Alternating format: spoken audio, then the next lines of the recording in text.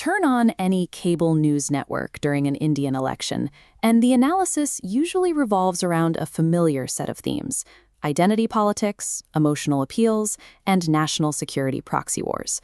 But empirical data from the Association for Democratic Reforms, or ADR, tells a completely different story about what actually motivates these voters. In 2018, the ADR surveyed 273,487 citizens across 534 parliamentary constituencies.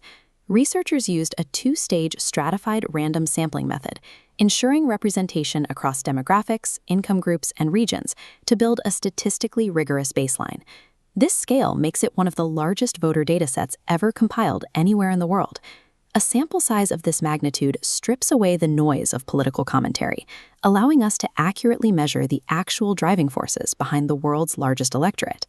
While television panels debate macro geopolitics, the data reveals those issues hardly register with the electorate.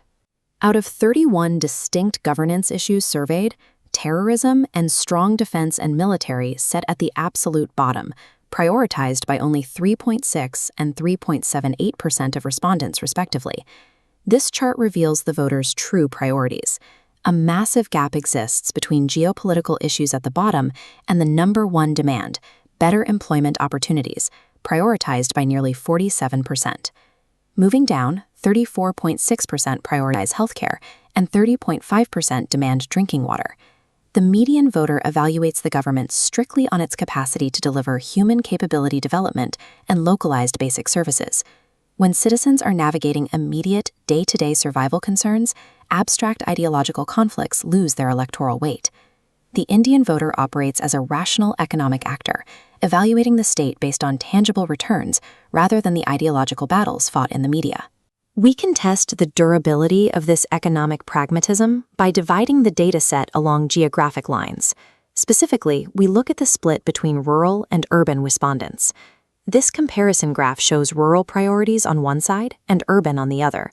Notice the top two bars, employment and healthcare, remain completely locked in place regardless of the demographic. The secondary issues do splinter to reflect context. For rural voters, the next highest priorities become agricultural water at 40.6%, followed by agricultural loan availability. Meanwhile, urban voters shift their secondary focus to localized infrastructure, citing traffic congestion at 37.1% and air and water pollution. But the primary anchor holds. Employment is the absolute top priority across 29 of the 32 surveyed states and union territories, including 7 of the 8 socioeconomically backward empowered action group states. The surrounding environment dictates the secondary symptoms, but the core demands placed upon the state are entirely uniform across a diverse subcontinent. Knowing what voters demand leads directly to how they rate the state's delivery on those demands. The survey measured performance on a specific scale. A score of 5 is good, 3 is average, and 1 is bad. This graph tracks performance. The red line never crosses the 3.0 average baseline. Across all 31 surveyed issues, the government scored below average on every single one. For their top priority, employment, the rating sits at 2.15. Comparing these 2018 figures to the previous year's midterm survey reveals a steep downward trend. Between 2017 and 2018, voters prioritizing employment surged from 30 to 47%. In that same window, performance ratings plummeted from 3.17 down to 2.15. Healthcare delivery experienced a similar deficit, scoring a poor 2.35, despite standing as the second most important issue nationwide. The state's provision of reliable drinking water also fell short, rating just 2.52. The data points to a systemic, universal failure by the state to meet the most critical, basic survival expectations of its citizens. This leaves a clear sociological question. How does an electorate behave when the formal state universally fails to provide average basic services? The final section of the ADR survey examines exactly how these deficits impact voting behavior. In theory, the electorate standards are clear. Nearly 98% of respondents state that candidates with criminal backgrounds should not hold office in parliament or state assemblies. In practice, there is an extreme behavioral contradiction.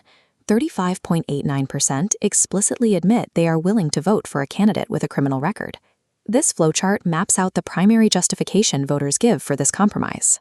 The universal failure of governance scores creates a desperate need for basic services, which leads voters to support a criminal candidate if that individual has a history of doing good work. In this context, good work means delivering localized results, enforcing order, and successfully bypassing a broken state apparatus to get things done. A secondary symptom of this state failure also appears at the ballot box, with over 41% of voters citing the distribution of cash, liquor, and gifts as an important factor in deciding their vote.